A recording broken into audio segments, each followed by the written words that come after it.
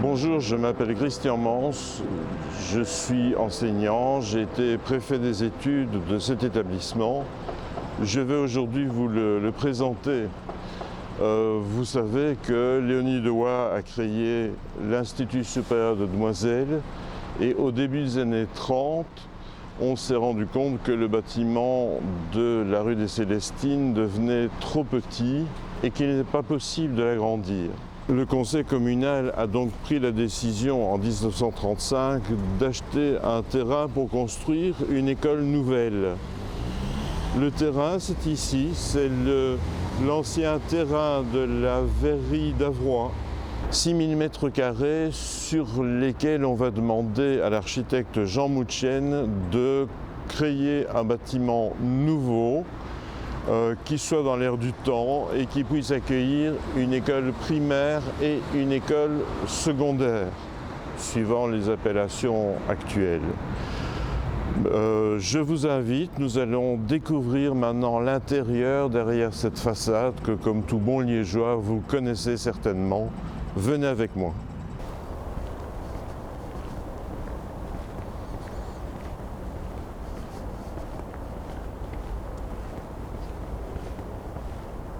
Voilà, nous sommes à l'intérieur.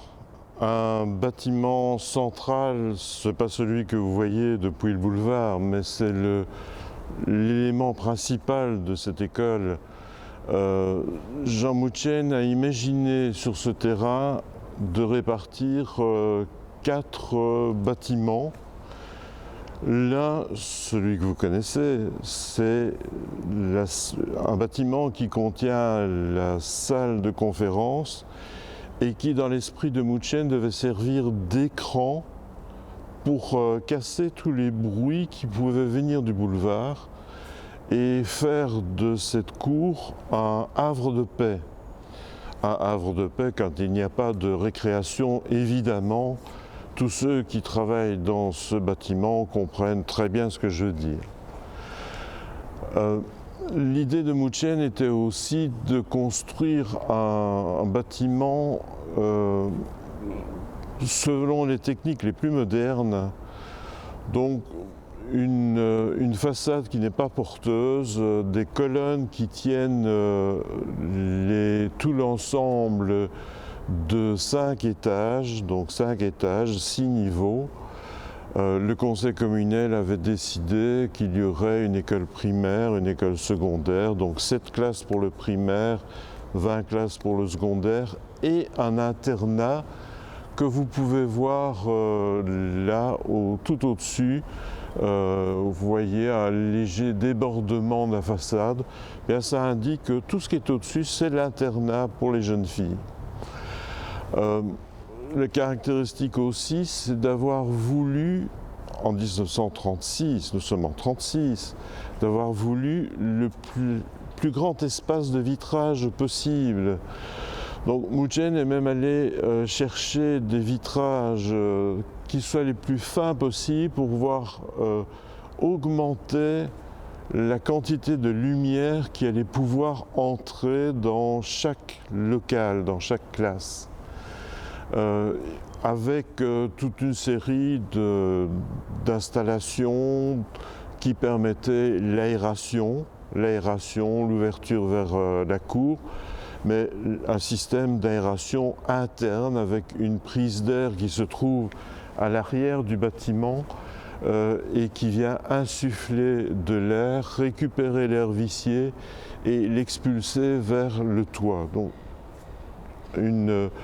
une vision très hygiéniste et on peut se dire que les épidémies qui ont suivi la guerre 14-18 ont probablement forgé cette vision, cette volonté d'avoir des classes très lumineuses avec une circulation d'air et avec une hauteur de près de 4 mètres du sol au plafond, même un petit peu plus haut lorsqu'on est à l'internat. La répartition sur ce terrain est assez simple. On a la cour de jeu, comme il appelle, ici au centre. le bâtiment central qui contient d'abord toutes les classes et au-dessus, légèrement séparé, l'internat. Un autre bâtiment, celui qui est en façade sur le boulevard, qui contient une gigantesque salle de conférence à l'époque, 850 places assises, c'est énorme. Derrière moi, un bâtiment qui contient 2 salles de gymnastique et de sport, mais aussi la salle de musique séparée du reste pour éviter d'avoir le bruit qui passerait de la salle de musique vers les classes. Et ensuite, le 4e bâtiment, tout à fait séparé et autonome, d'un point de vue des techniques de chauffage, d'aération, de circulation d'eau. Dans ce bâtiment, l'objectif était aussi d'intégrer une série d'œuvres d'art. Pourquoi? Parce que dans ce bâtiment qui est moderniste, qui utilise des techniques les plus modernes, qui se veut pratique, confortable même pour le personnel. On a voulu que les jeunes filles, les étudiantes soient baignées par des œuvres qui leur apprennent le beau. Et on a voulu que ces œuvres soient directement là où elles étudiaient, sans enfermer ces œuvres d'art dans un musée, par exemple. Des œuvres réalisées par des artistes liégeois ou ayant été formés à l'Académie royale des beaux-arts de la ville de Liège.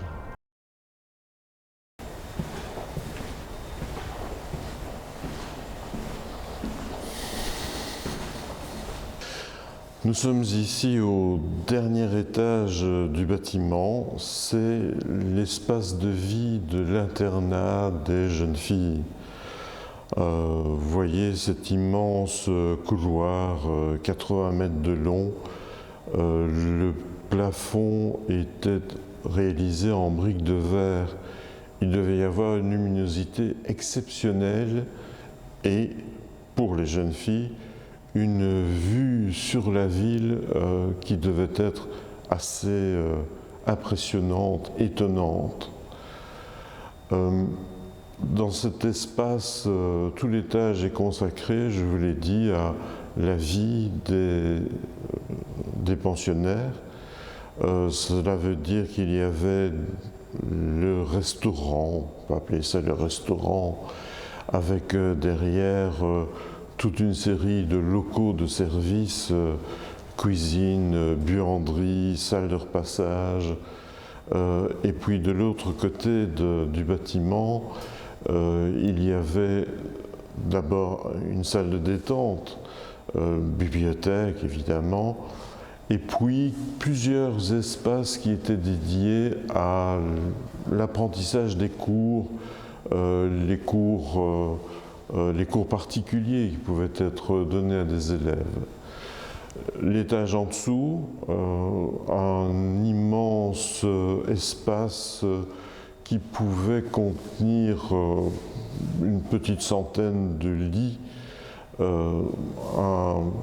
des lits ouverts pour les plus jeunes jusqu'à 12 ans, des espaces, des chambrettes sans plafond pour toutes les adolescents de plus de 12 ans, avec le lit, l'espace pour ranger ses vêtements, ranger ses cours, un évier, une glace.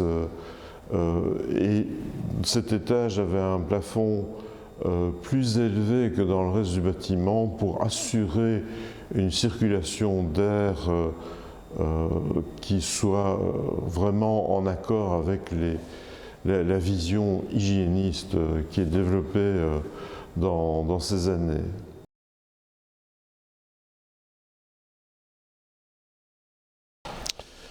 En 1931, la directrice de l'Institut supérieur de Demoiselles se plaint dans son rapport de direction annuel du manque d'espace. On ne sait plus où mettre les élèves dans l'hôtel de Crassier ou le bâtiment qui a été construit à front du boulevard de la Sauvenière. Et franchement, on doit chercher des solutions à cette situation. La première attitude, c'est de voir si on peut agrandir le bâtiment, mais ça ne semble pas possible à l'époque. Donc on se dirige vers l'idée d'acheter un terrain et de construire du neuf. Le moment est assez opportun parce que après les crises économiques, il y a une tendance générale à favoriser la reprise économique par des constructions. Il y a différents plans d'évolution de l'enseignement. L'enseignement des jeunes filles devient un enseignement plus normal par rapport à ce qu'il était au XIXe siècle. Et les cours de l'Institut supérieur de Demoiselles sont accrédités comme étant un lycée, donc de l'enseignement secondaire, suivant nos appellations actuelles. L'équivalent de l'Athénée pour les garçons. En 1935, avec une nouvelle équipe échevinale, Georges Truffaut aux travaux publics et Auguste Buisseret à l'instruction publique proposent au conseil communal cette nouvelle aventure de créer un lycée communal sur un terrain que la ville va pouvoir acquérir par achat et par échange d'ailleurs, sur un site qui a bien besoin d'être rénové, qui est à la limite de la salubrité quand même. C'est la cour de la verrerie d'Avroy, une vieille entreprise qui est terminée depuis le milieu du XIXe siècle et où des logements sociaux, mais pas très salubres, existent encore dans un quartier qui est un quartier quand même assez chic. C'est le boulevard d'Avroy, c'est le lieu de la promenade du dimanche, c'est le lieu où on vient écouter de la musique sur un kiosque. Donc les choses se mettent assez bien à toute une série de points de vue. La décision est donc prise par le conseil communal et on va charger l'architecte Jean Moutchen de construire le bâtiment. Jean Moutchen est un architecte qui vient d'être engagé par la ville de Liège, c'est l'architecte communal bientôt. Mais avant ça, il a fait partie du groupe L'Équerre, qui est un groupe de jeunes artistes, de jeunes architectes ou de jeunes littérateurs qui sont issus de l'Académie royale des beaux-arts de la ville de Liège. Donc il y a donc là une continuité directe entre, d'une part, cet enseignement qui va former Jean Moutchen et Jean Moutchen qui va lui inviter dans l'école, dans le bâtiment en construction, une série de peintres qui sont eux-mêmes formés par l'Académie royale des beaux-arts, parfois qui enseignent déjà.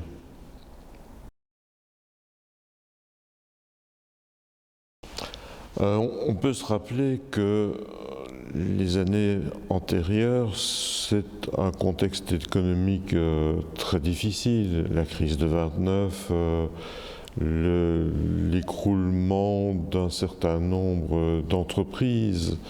L'industrie dans la région liégeoise ne va pas très bien.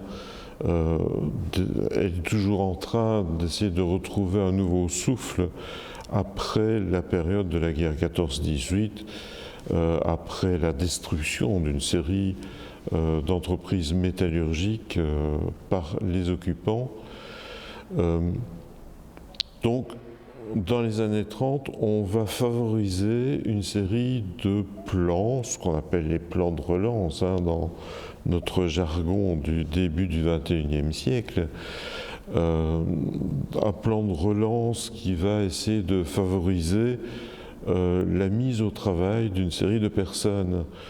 La construction d'un canal, la construction de la piscine de la Sauvenière, la construction de l'hôtel de ville à Charleroi, par exemple, aussi, et différentes constructions un peu partout à travers la Belgique. Ici, ce projet va profiter de cet esprit de rénovation, d'installation, la volonté aussi de refaire de Liège une métropole. Ça se voit peut-être à travers les volontés politiques, ça se voit aussi à travers, par exemple, l'essor d'un nouveau tourisme. On met en évidence, à travers toute une série de brochures, les beautés de la nature dans la province, les Fagnes, l'Ardenne, et Liège est présenté un peu comme la perle, le point de départ de toute cette région à découvrir lorsque l'on vient du nord ou d'un autre pays. Cette volonté, ça va se trouver donc d'abord dans ces murs avec quelque chose qui est quand même assez étonnant, c'est la construction du bâtiment qui commence en 1936 et pour ouvrir les cours dans le bâtiment en septembre 1938. Bon, en 1938, tous les travaux sont loin d'être terminés. La préfète des études à l'époque se plaint parce que en janvier 1939 encore, on voit trop d'ouvriers passer dans les couloirs parce qu'on entend du bruit qui distrait les jeunes filles. Et dans certains rapports encore beaucoup plus récents que cela, on se plaint que certaines finitions n'ont toujours pas été faites. Mais malgré ça, pour réussir à construire ce bâtiment de 40 mètres de hauteur, de 80 mètres de long, et je ne parle que du bâtiment principal avec les classes, 5 étages, et tant d'installations et d'innovations techniques, il a fallu quand même un large consensus au conseil communal, bien sûr beaucoup de discussions, beaucoup de remises en question, beaucoup de vérification des comptes, mais il y a quand même eu la volonté de construire ce lycée et de l'ouvrir pour former une élite parmi les jeunes filles qui seraient les élèves du bâtiment. Pour réussir ce tour de force, Jean Mouchen va utiliser beaucoup d'éléments neufs. Bien sûr, on va être dans l'utilisation des pieux franquis, comme on dit à Liège, pour avoir une bonne stabilité du bâtiment, un bâtiment construit sur des colonnes avec toute une série de plateaux, avec des châssis en métallique pour les châssis de fenêtres, du ciment armé pour des châssis intérieurs, avec aussi du mobilier neuf fabriqué dans les usines de Flémal. L'utilisation par exemple d'échafaudages qui sont réalisés, mis au point par les usines à tubes de la Meuse, ici dans la région liégeoise. Mais cette innovation technique, elle se trouve aussi dans les outils qui sont utilisés et dans la décoration du bâtiment. Par exemple, dans le hall, il y a une belle sculpture qui est réalisée en fait en ciment, mais c'est un ciment particulier qui est utilisé par différents architectes de l'époque, du lappe, qui est un ciment alumineux résistant et qui va permettre de mouler un certain nombre de formes.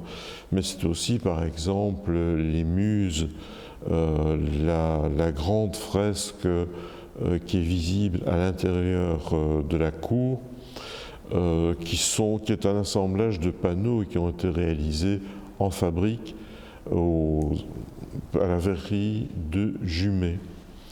Ce sont des plaques de verre qui sont collées sur des panneaux de béton, 60 panneaux de béton qui sont amenés par camion et assemblés.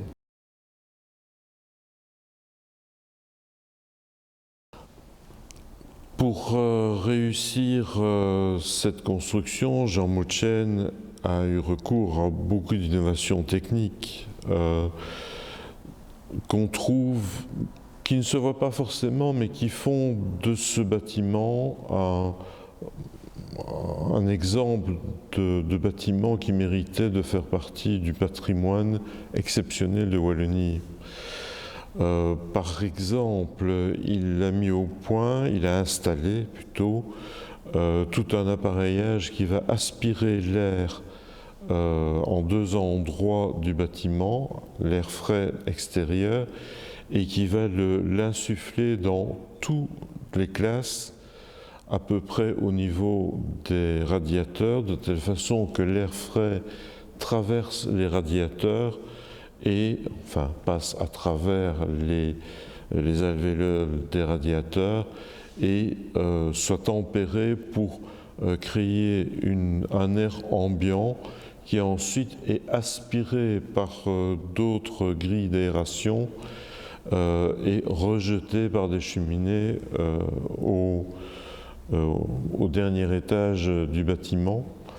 Mais ça va se trouver aussi, par exemple, dans l'installation d'un sol qui, dans la salle de gymnastique du deuxième étage, va permettre qu'il n'y ait pas de vibrations. Les vibrations avec l'objectif de ne pas créer d'effets sonores à l'intérieur du bâtiment. Il va y avoir la recherche d'un matériau dans différents endroits, par exemple la salle de musique et la salle de conférence, qui va assourdir la réverbération des bruits et qui va augmenter le confort de l'écoute. En dehors de la salle de conférence, un lieu qui aussi utilise beaucoup d'innovation, c'est la piscine.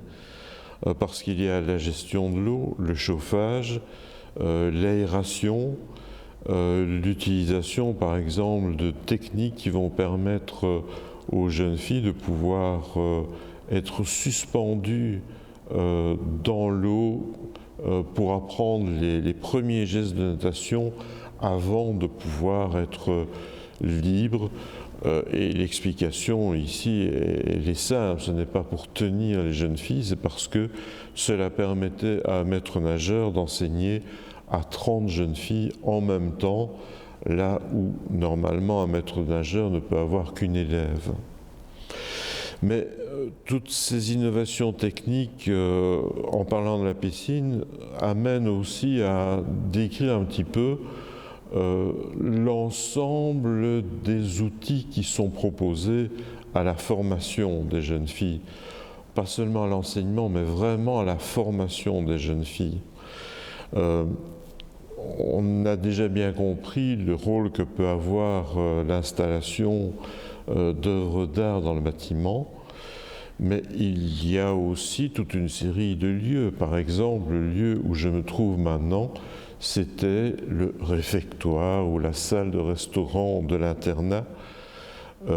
Donc un internat vraiment bien installé, avec beaucoup d'outils à la disposition des jeunes filles, mais aussi beaucoup d'outils à la disposition du personnel, puisqu'il y avait une buanderie, une salle de repassage bien équipée, une cuisine avec du matériel de très haute qualité, fourni par la maison Wiskeman.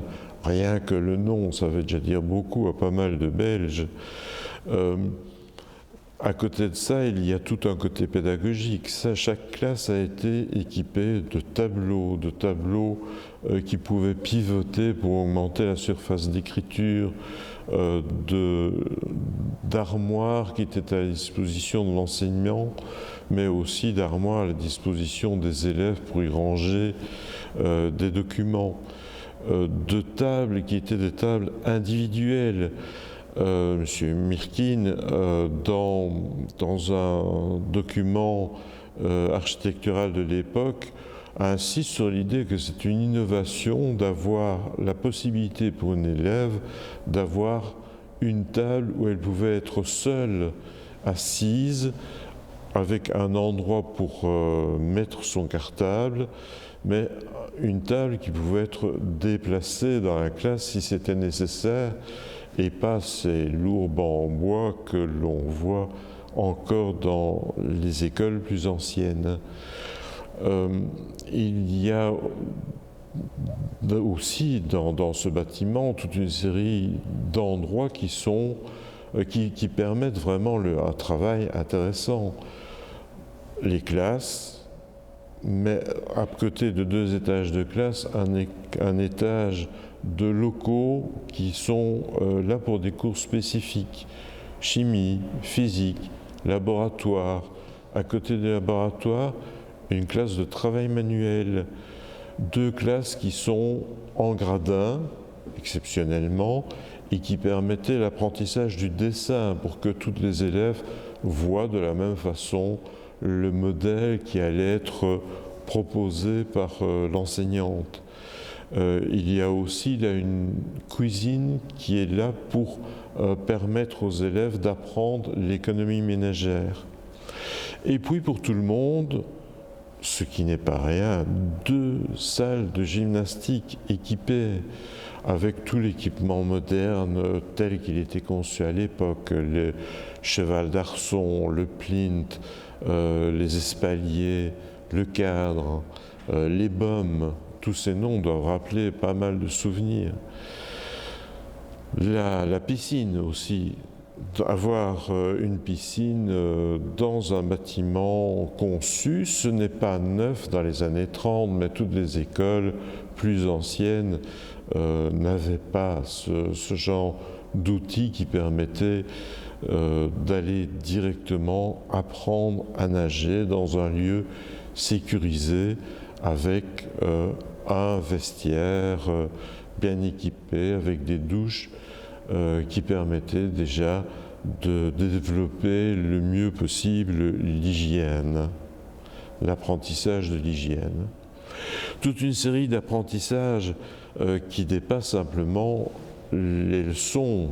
Bon, je suis prof de français, je vais vous dire les leçons de grammaire, mais qui apprennent peut-être déjà le slogan qui est sur la façade de cette école aujourd'hui, apprendre à vivre, et qui était certainement l'état d'esprit de Léonie Dewar dans les années 1860, lorsque elle a travaillé avec d'autres pédagogues pour créer des écoles de pédagogie, de maternelle, lorsqu'elle a développé tout ce que Nathalie Brugman vous a raconté, vous a expliqué.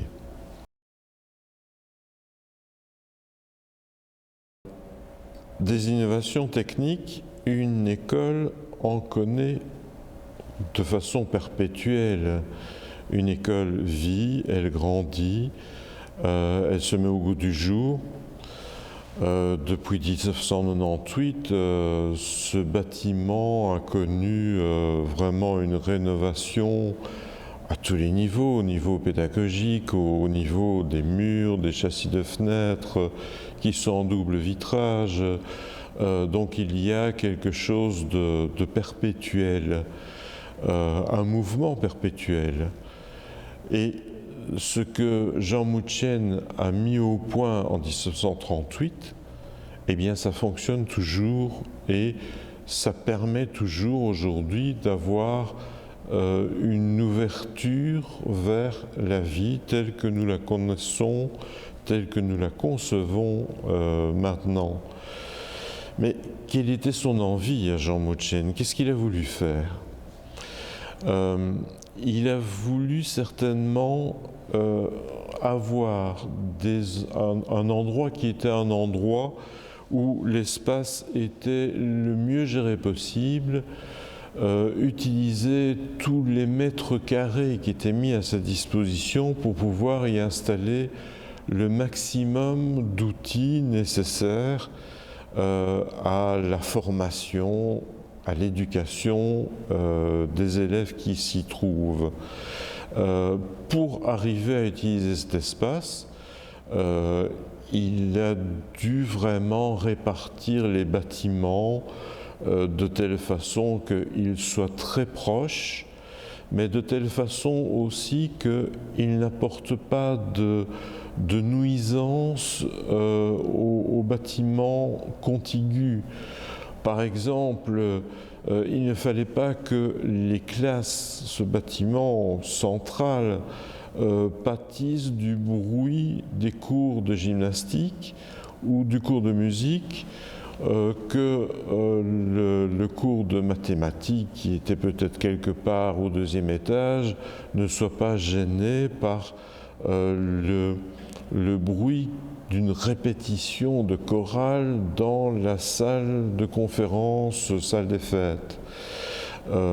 Donc il a vraiment eu une répartition de toutes ces fonctions sur l'espace en les répartissant autour de cette cour de récréation, mais en allant très loin dans la recherche de l'utilisation de l'espace, puisque même les toits ont été utilisés, d'un côté comme salle de sport ou comme terrain de sport lorsque le temps le permettait, mais d'autre part comme espace de détente pour les élèves de l'internat, puisqu'elles pouvaient aussi monter sur le toit et s'y promener en installant là-bas un solarium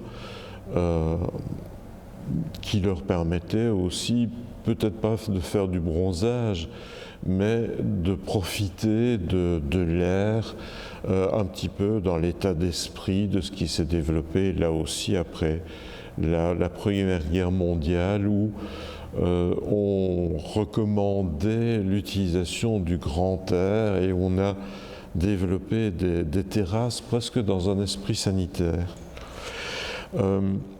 Jean Moutchen a voulu faire entrer la lumière dans tous les espaces, au point que dans un endroit qui est un peu reculé, mais où ne viennent que les professeurs et les adultes, il a créé un plafond de verre pour que la lumière puisse malgré tout venir dans ce lieu où il n'y avait pas de fenêtre. Donc c'était à l'époque la bibliothèque continue à la salle des professeurs, qui est redevenue salle des professeurs à l'heure actuelle.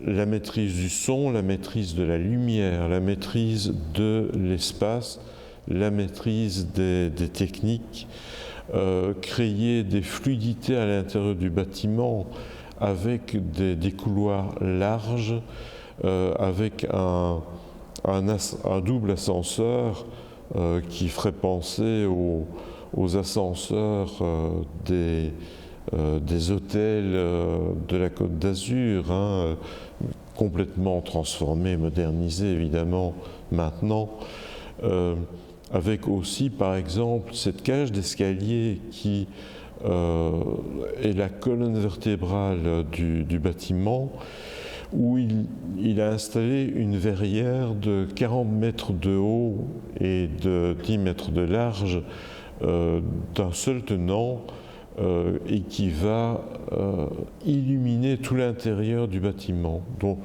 à nouveau, la circulation, la lumière, l'utilisation de l'espace, on retrouve vraiment tous ces éléments dont nous profitons maintenant tous les jours dans le bâtiment sans toujours bien nous en rendre compte, parce que aux yeux de quelqu'un à notre époque, tous ces éléments paraissent totalement naturels. C'est ce que l'on trouverait dans un bâtiment conçu aujourd'hui, plutôt que d'avoir un lieu refermé sur lui-même.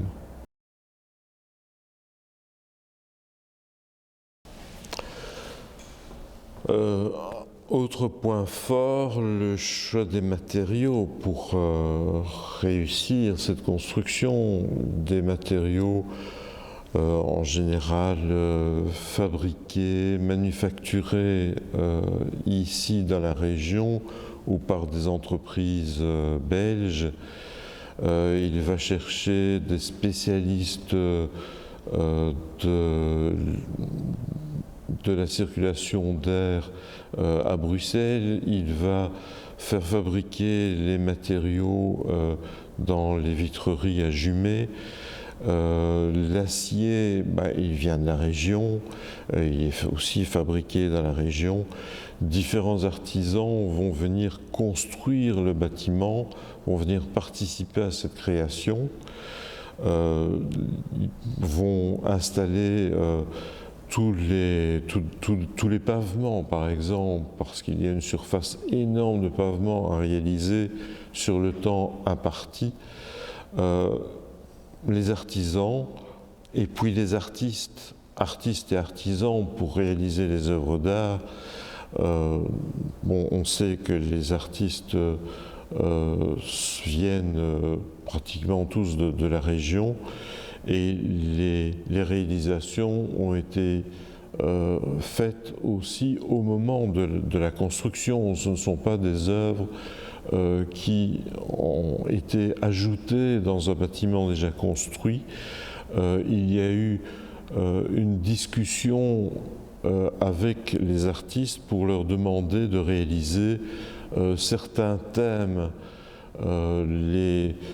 qui touchent par exemple au futur des jeunes filles, ou qui touchent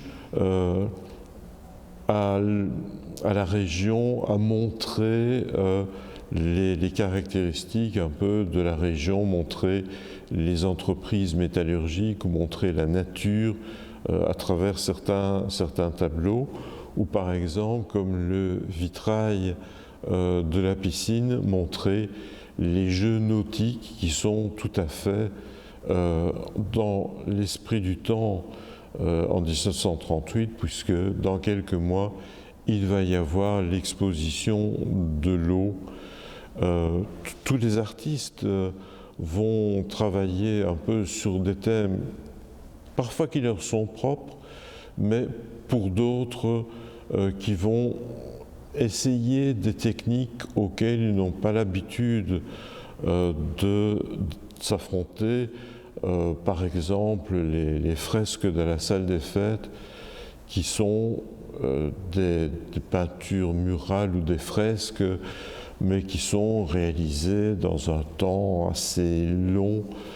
La fresque de Cromlinck, par exemple, ne sera terminée qu'en 1942.